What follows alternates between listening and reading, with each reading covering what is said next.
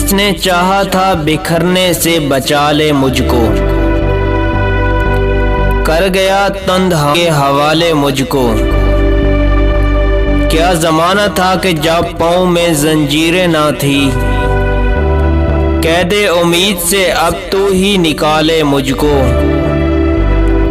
रंगे राहत नहीं मैं मुझको तमाशा न बना, हसरते दीद हूँ आंखों में छुपा ले मुझको।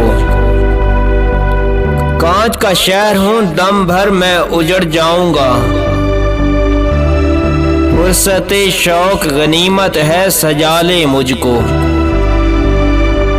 खुश्क पत्ते का सफर है मेरी बुनियादे हयात, रास्ते में कोई अपना न बना ले मुझको। तोहफा दीद ही एक ऐसा खिलौना है शाहिद,